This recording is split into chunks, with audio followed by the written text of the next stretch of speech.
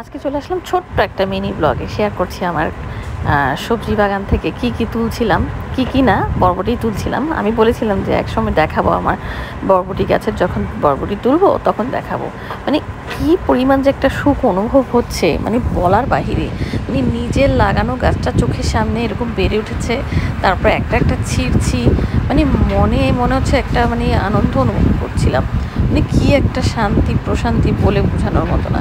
আর এই যে সবুজ সবুজ ভরা, তার মধ্যে যখন দেখছিলাম যে এরকম ঝুলে ঝুলে বরবটি থাকছে, মানে কি একটা লাগছে আমার বলার বাইরে। কার কার এমন হয় আমি জানি না। আর আমি একটা ছিঁড়ছি, কিছুক্ষণ পর দেখতেছি কটা হয়েছে, আর একটা ছিঁড়ছি, কিছুক্ষণ পর দেখতেছি কটা হয়েছে। তাই এরকম করতে করতে বেশ কয়েকটাই হলো। তার মধ্যেই বুঝতে পারলাম তার মানে হচ্ছে বরবটি একটা গাছ থেকে আমি এতটুকু পাচ্ছি, আর যদি 3-4টা গাছ হয় তাহলে কতগুলো পেতাম, তাহলে তো অনেক হতো। আজকে প্রায় এই পর্যন্ত 3বার কি 4বার গাছ থেকে তোলা হয়েছে বরবটি।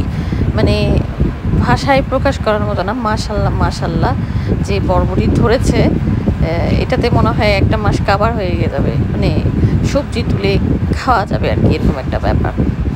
তা আমি আবারও দেখছি যে ভিতরে আর কিছু আছে কিনা, ছোটোখাটো ব্যাপার। তো এই জন্য সবাইকে বলবো, এ ধরনের ছোটোখাটো, এখন বর্ষাকাল যেহেতু, গাছ রোপণ করবেন।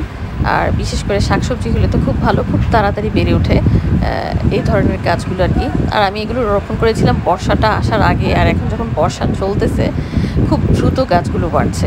মানে দিনে দিনেই মনে হচ্ছে অনেক বড় হয়ে যাচ্ছে, এবং ফলও ভালো মাশাআল্লাহ দিচ্ছে। মাটি পেলেই তো আসলে বর্ষাকালে গাছ খুব তাড়াতাড়ি বাড়ে। তো আরেকটা আমি নিতে পারছিলাম না।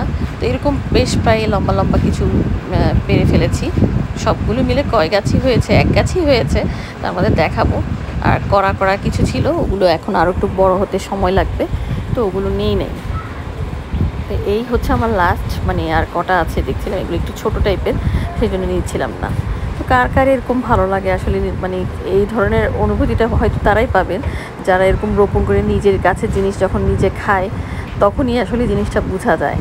তো আমি বলবো সবাই এরকম করে রোপণ করেন, তাহলে সবাই দেখবেন এই ধরনের একটা আনন্দ অনুভব করবেন। এই আনন্দটা মানে কারোর সাথে ভাগ করার মতো না, কিন্তু খুব ভালো লাগে যখন নিজের কাছে জিনিস কাউকে সাথে শেয়ার করে খেতে পারি।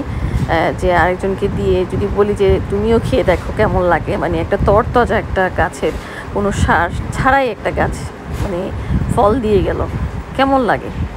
এই জিনিসটা একদম তরতাজাই বলা চলে। এই যে এগুলোই পেয়েছি আমি আজকের মতো। তা আপনাদের কেমন লেগেছে অবশ্যই কমেন্ট বক্সে জানাবেন, আর কারা কারা আমার মতো এরকম করে খান তাও বলবেন। আজকের জন্য আল্লাহ হাফেজ।